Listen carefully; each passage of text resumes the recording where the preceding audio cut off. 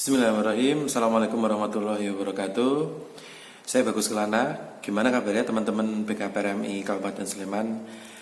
Semoga senantiasa dalam kondisi sehat ya, baik-baik saja. Allahumma amin. Hari ini hari Rabu, tanggal 21 Mei 2020, yang masuk dalam 10 hari terakhir bulan Ramadan 1441 Hijriah. Nah, pada kesempatan kali ini saya pengen sedikit berbagi. Kita akan berdiskusi dengan tema adalah akhir Ramadan dan awal new normal. Wih, kayaknya menarik tuh. Nah teman-teman sekalian, jadi kita akan segera mengakhiri bulan Ramadan 1441 Hijriah ini, yang tinggal bilangan hari ya. Dan semestinya kita semakin meningkatkan kesadaran kita, awareness kita, perhatian kita dengan segala amaliyah keutamaan bulan Ramadan. Nah teman-teman sekalian, ketika kita memasuki Ramadan 1441 ini, kita berada dalam situasi pandemi COVID-19 dan sebentar lagi kita akan betul-betul memasuki periode pandemi COVID-19 ini tanpa kehadiran bulan Ramadan. Nah, saya ingin membagikan beberapa tips untuk menyiasati semua kondisi tersebut. Saya sudah menyiapkan 5 tips ya, bagaimana kita mengakhiri bulan Ramadan dan kita bersiap memasuki new normal, the new normal yang sudah banyak digaungkan oleh para ahli, para akademisi, para praktisi, apapun istilahnya. Banyak kalangan menilai bahwa ketika kita semakin menghadapi waktu-waktu ke depan, maka kita akan semakin memasuki normal baru gitu ya, kondisi normal baru atau the new normal, atau pemerintah kita menyebut normal gaya baru. Apapun terminologinya, kita mengetahui arah dari maksud dan tujuannya. Nah, ada 5 tips yang akan coba saya bagikan. Yang pertama adalah kita meniatkan semua yang kita lakukan, semua yang kita pikirkan, semua yang kita rasakan karena Allah. Nah, ini adalah tips pertama yang sangat penting, yang berkaitan dengan kalau kita merujuk hadisnya, dalilnya itu di hadis Arba'in nomor 01, yaitu innamal a'malu binniyat wa innamal likulli imri'in ma nawa, faman kana hijratuhu ilallah wa rasulihi fa hijratuhu ilallahi wa rasulihi, wa man kana hijratuhu lidunya yusibuha aw imra'ati yankihuha fa hijratuhu ila ma hajara ilaih.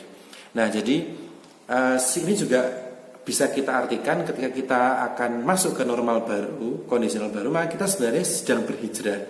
Tapi bukan hanya kita sendiri, bukan hanya keluarga kita, bukan hanya bangsa kita, tapi seluruh dunia. Lebih dari 7 miliar umat manusia akan pelan-pelan hijrah ke kondisi baru. Kondisinya seperti apa? Bagaimana? Kita hanya bisa meraba, kita hanya bisa menebak-nebak, tapi seperti apa kondisinya kita juga nggak ngerti. Nah, tapi dengan kondisi itu semua, dengan niatan itu semua, maka kita mesti meniatkan dalam diri kita sebagai seorang mukminin, sebagai seorang muslimin, bahwa kita akan hijrah karena Allah. Kita akan hijrah karena Allah. Nah, ini sangat penting. Ini juga penting untuk saling mengingatkan, saling menguatkan agar kita juga hijrah karena Allah. Kemudian yang kedua, tips yang kedua adalah ini akan menjadi momen yang sangat penting untuk kita semakin mencari tahu siapa kita, siapa diri kita. Mungkin kalau ketika dulu kita SMP, SMA itu kita sudah melakukan games, atau mungkin diajari sama kakak angkatan atau guru-guru kita, diajari siapa kita, apa peran kita, kenapa kita dilahirkan di dunia ini pada masa sekarang, kenapa kita dilahirkan oleh orang tua kondisi seperti ini, kemudian kita hidup di kota ini, di zaman ini, kita akan kemana, kita akan melakukan peran apa. Nah, maka saat ini adalah waktu yang tepat untuk kita merenungi kembali metodologi atau mungkin arahan tips-tips itu, karena itu sangat penting untuk memupuk kepemahaman kita, memupuk rasa keyakinan kita untuk menapaki kehidupan kondisi baru. Saya ingin membawa teman-teman kepada zaman sebelum Majapahit, yaitu zaman kerajaan Singosari ya, masih masa-masa Singosari hampir runtuh ketika rajanya Kertanegara itu ditumpas oleh pasukannya Jayakatwang. Nah itu dimana ada sosok yang ini saya skip aja, saya langsung fokus di seorang yang akan menentukan nasib Majapahit di kedepannya. Itu adalah seorang tokoh yang bernama Jagamada. Nama mudanya Jagamada, dan ada juga yang mengatakan nama kecilnya itu Dipayana ya. Jagamada ini yang kelak nanti akan berubah nama menjadi seorang Gajah Mada. Nah, kenapa kok Gajah Mada? Patihnya itu jauh lebih terkenal dibanding rajanya. Dia ada di zamannya Raja Tritunggal Buana Dewi atau juga Raja Hayam Wuruk, Tribuana Tunggadewi atau Hayam Wuruk. Tapi jauh lebih terkenal patihnya atau mahapatihnya.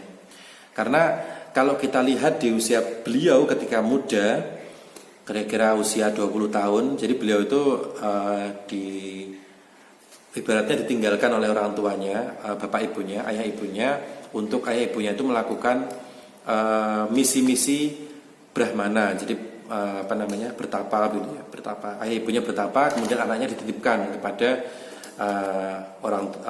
seseorang yang akan membesarkan si Jagamada kecil ini. Nah, yang menarik adalah ketika Jagamada itu usia 20 tahun, beliau bertekad untuk mengetahui siapa dirinya dengan cara beliau bertapa dan berguru kepada banyak guru gitu ya, di Jawa Timur sana. Beliau bertapa, berpindah-pindah pertapaannya. Beliau juga berpindah-pindah guru. Ada yang 1 bulan, 2 bulan, kira-kira hanya berapa bulan. Kemudian beliau mencari guru lagi, bertapa di tempat lain sampai usia 30 tahun. Jadi beliau 30 tahun itu bertapa, mencari tahu siapa dirinya, kemudian membentuk mentalnya, menguatkan mentalnya, sehingga beliau ketika berprofesi sebagai seorang mahapatih itu beliau sudah sangat siap ya, mentalnya sudah luar biasa. Beliau visinya yang diarahkan oleh raja juga untuk menyatukan Nusantara, untuk menstabilkan kondisi politik. Karena kalau banyak kerajaan, banyak politik, banyak kepentingan-kepentingan itu tidak stabil, kasihan rakyatnya. Caranya bagaimana? Caranya adalah bagaimana politik itu stabil. Nah, kalau beliau mengambil cara yaitu adalah mempersatukan Nusantara, mempersatukan kerajaan-kerajaan begitu.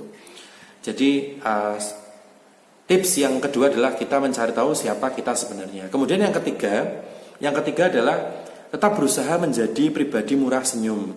Nah, ini tips ini sudah banyak saya share di konten yang sebelumnya. Silakan teman-teman klik di channel BKPM Sleman dan dicari konten yang bertajuk menjadi pribadi yang murah senyum.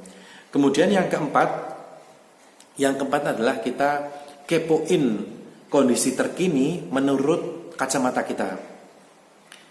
Jadi kepoin ya, kita penasaran, kita mencoba mencari tahu kondisi terkini itu seperti apa, tapi menurut kacamata kita. Kita tidak perlu menjadi orang lain untuk melihat kondisi terkini. Kita mungkin lihat konten-kontennya trending di YouTube atau mungkin di Twitterland, bagaimana kondisi terkini, atau mungkin di berita-berita online gitu ya. Tapi yang penting adalah kita mencari tahu berdasarkan kacamata kita, pemahaman kita, yang nanti ketika kita meniatkan lurus karena Allah Subhanahu wa taala, kita akan dituntun untuk memahami kondisi saat ini. Kemudian kita bisa memilah mana yang penting bagi kita, berita mana yang penting, berita mana yang kurang penting. Nah, dengan cara seperti itu maka kita akan mendapatkan pemahaman yang jauh lebih utuh, jauh lebih orisinal, sesuai dengan kadar pemahaman kita. Dan tidak ada yang memahami diri kita kecuali adalah Allah Subhanahu wa taala. Nah, kemudian yang kelima, yang terakhir, tips yang kelima adalah kita mesti setelah kita memahami, mengkepoin kondisi terkini, dan kita yang kelima adalah kita bersiap menyiapkan diri untuk menghadapi segala perubahan. Menyiapkan diri utamanya adalah mental dan juga pikiran kita kita juga open minded dalam artian kita juga membuka wacana cakrawala yang belum kita pahamin, sehingga pikiran kita lebih terbuka. Ibarat gelas itu, kalau misalkan kita pakai gelas kecil, selama ini dengan gelas kecil atau ukuran tertentu sudah diberikan air sekian hampir penuh, maka kita perlu memperbesar wadah sehingga airnya tetap, tapi karena wadah kita membesar maka masih banyak ruang yang kosong. Demikian terus begitu ya, kita open minded dalam artian seperti itu. Kemudian mental kita juga tangguh karena kita alhamdulillah kalau misalkan kawan-kawan sampai hari ini diberikan kesehatan, artinya teman-teman alhamdulillah diberikan kepercayaan oleh Allah tuh, dan juga salah satunya diberikan imunitas. Nah, imunitas kesehatan itu, imunitas fisik juga perlu untuk didampingi dengan imunitas mental. Nah, kalau teman-teman imunitas mentalnya itu kuat, maka insya Allah banyak perubahan, hal-hal yang mengagetkan di dalam diri kita dan sebagainya, perubahan-perubahan yang tidak kita sangka-sangka, maka insya Allah kita akan jauh lebih siap dalam menghadapinya. Tidak ngelokro, pesimis karena neng omah gitu kan, jadi turu wae dan sebagainya. Apalagi besok ketika sudah lepas dari masa Ramadan begitu ya, kita masuk ke bulan Syawal dan sebagainya. Setan-setan ini yang saat ini dibelenggu di sana begitu ya, dibelenggu di sana, terutama setan-setan yang kelas menengah perwira ke atas itu dibelenggu. Kan kalau Ramadan itu setan kecil itu masih ada, setan yang ringkih-ringkih yang kopral-kopral itu masih ada, tapi kalau yang perwira menengah, perwira tinggi sampai jenderal, setan-setannya dibelenggu. Tapi besok setan-setannya akan turun kembali menggoda kita umat manusia, dan kita mesti siap sebagai kesatuan umat manusia. Jadi kita tidak hanya berpikir hanya 260-an juta orang Indonesia, enggak. Kita sebagai, apalagi generasi muda ya, kita mesti berpikir jauh ke depan. Kita memikirkan 7 miliar umat manusia ke depan, ini akan nasibnya seperti apa. Nah, dengan demikian kita akan berusaha untuk memberikan kemanfaatan yang lebih luas daripada yang kita pikirkan. Tapi kembali lagi ke tips nomor 1, yaitu adalah kita meniatkan karena Allah. Kita jalan takdir seperti apa juga kita serahkan pada Allah. Yang penting kita niat murni, berusaha memurnikan niat, memperbaiki niat. Nah, semoga dengan itu semua kita akan diselamatkan di dunia dan di akhirat. Oke, teman-teman, mungkin itu tips konten kita pada kali ini. Sampai ketemu di kesempatan yang akan datang dengan tema-tema yang lebih menarik yang akan datang. Assalamualaikum warahmatullahi wabarakatuh.